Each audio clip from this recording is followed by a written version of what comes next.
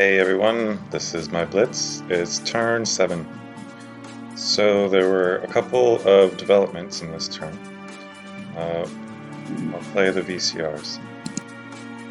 So one of them was that my medium deep space freighter got captured by a Lizard class cruiser, who interestingly has no torpedoes, so that could be pretty significant for later. And I took over one of his colonies that had no defense posts with my Gorby. Looking at that planet that I conquered, it's a pretty terrible planet. It's amorphous, natives, and the minerals are pretty terrible. So that was basically a useless planet. Going to the scoreboard. Oh, that's very interesting. So my opponent didn't build anything that turn. It says they got one freighter, but that's the one freighter that they captured. So that's interesting. Usually when a player doesn't build, it's a sign that they're not the best player. A good player will try to build every single turn if possible, and usually it is possible. You should be able to build the medium deep space freighter most turns no matter what, and you usually should. Even if you just put low-tech engines on it, warp 5, warp 6, it's usually worth it. And if you plan accordingly, you shouldn't need to worry too much about not having enough money. You can usually save a couple hundred mega credits, put them aside for that purpose. Now, what's also interesting is his military score didn't go up at all, which means he didn't build any fighters, didn't build any torpedoes that turn. So that's peculiar because I'm bearing down on him with a Gorby.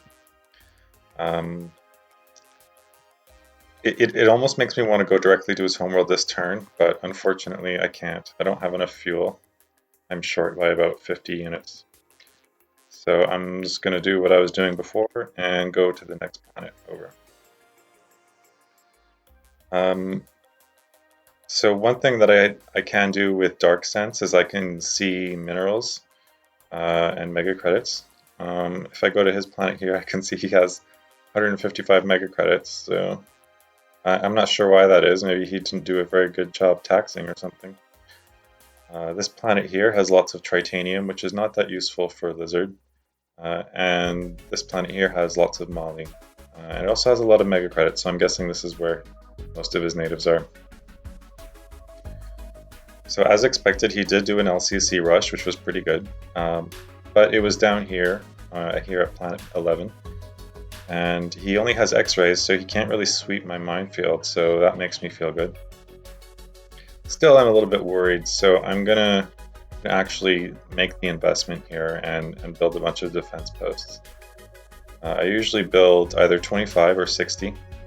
I'll just show you briefly. 25 is when you get 3 blasters, and that's a pretty big upgrade from 3 plasma bolts. But I'm going to go even further, and I'm going to get 4 positron beams. One of the reasons that 60 defense posts is popular is because when you go to the next one, if you go to 61, you do get an extra beam. You get 5 disruptors. But disruptors are actually less powerful than positron beams, slightly. So if you want to max out your power against ships, it's usually good to go with positron beam. The exception is if you're fighting a carrier.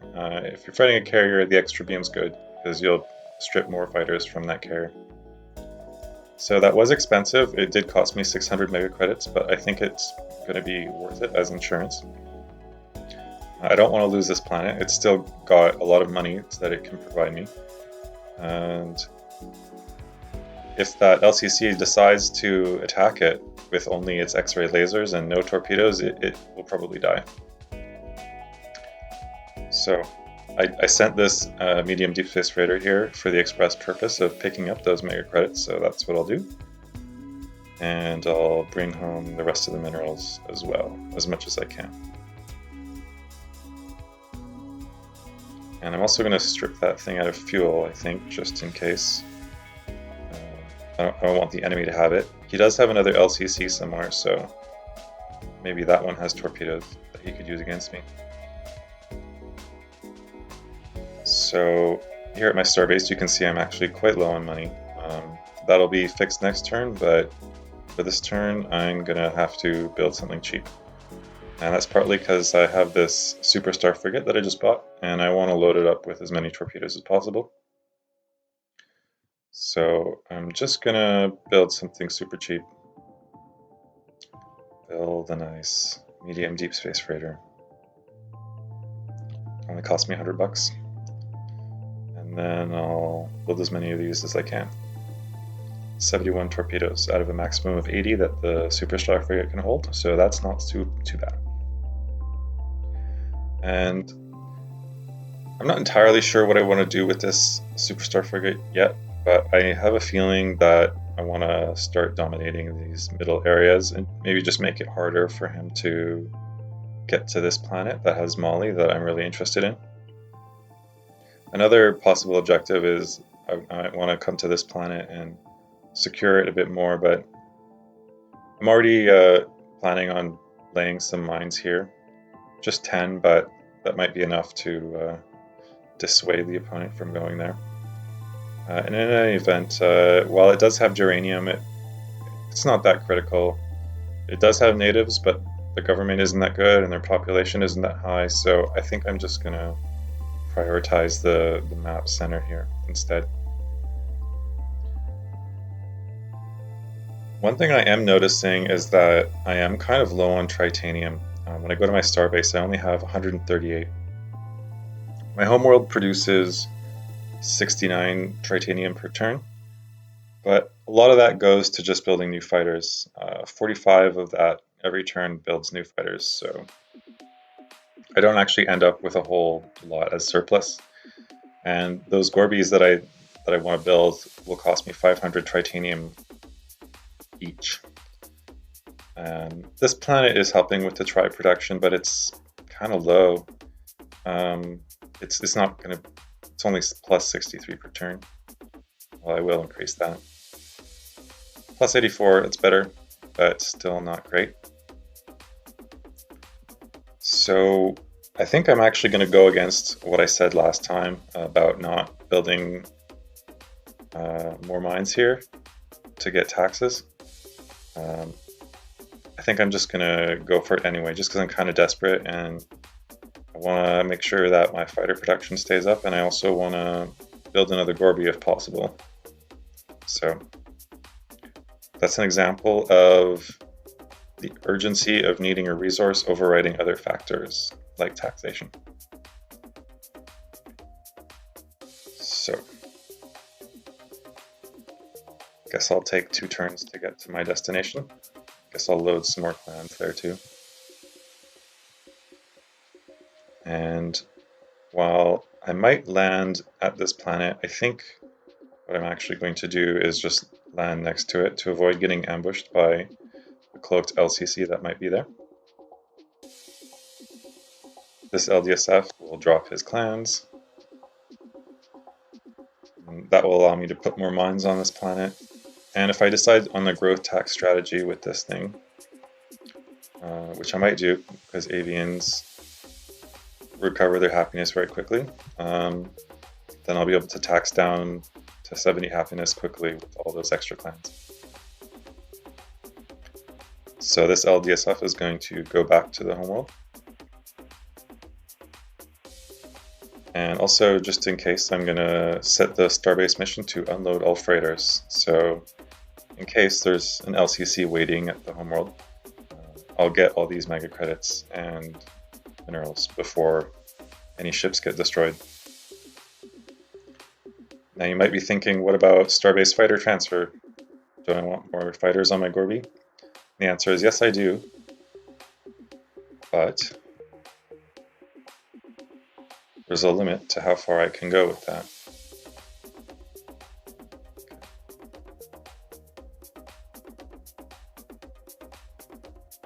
Okay, I thought this was 200 light years away, but actually it's only 163, so I'm going to take that back. I'm going to send fighters.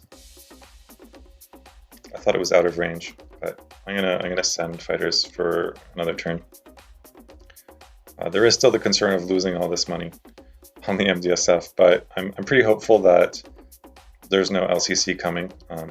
This LCC is ID number 3, which means it's the first one that was built, and it means it's the head of the pack. So probably there's nothing ahead of it right now, and it's probably not going to get too far deep inside my territory.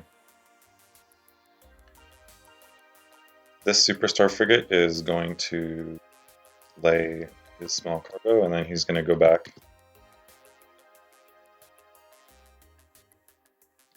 Probably to the homeworld to get more torpedoes. I could set a direct waypoint going straight to my homeworld, but my opponent might not know where my homeworld is, so I'd like to keep it that way, keep him guessing. So I'm just going to set a waypoint in deep space, so he won't know what direction I'm going necessarily. And this way he'll just have to keep guessing where my homeworld might be. Now, the last of all the ships that I have to move is this large deep space freighter.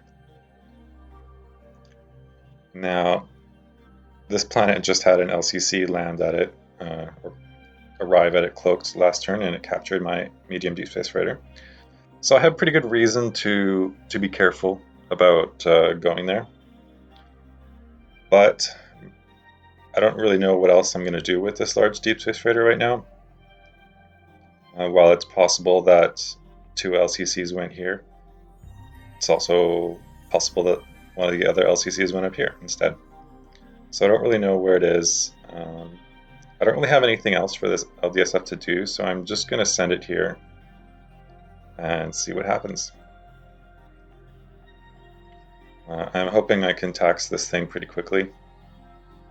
I won't have a minefield up around it for a few turns. So, taking a bit of a risk here, but I think it's okay because I don't really have anything else to do with that LDSF, and if worse comes to worse, I do have another one. Also, my duranium supply is pretty good, and duranium is usually your limiting factor for building big ships and for building large deep space freighters. But duranium isn't that important for Evil Empire compared to other races, so worst case scenario, I can always build another LDSF if I really need it. Okay, well, I think that's pretty much all my turn for now. I'm pretty happy with that, how that went. So, gonna run that turn, and I'll see you next turn. Ciao.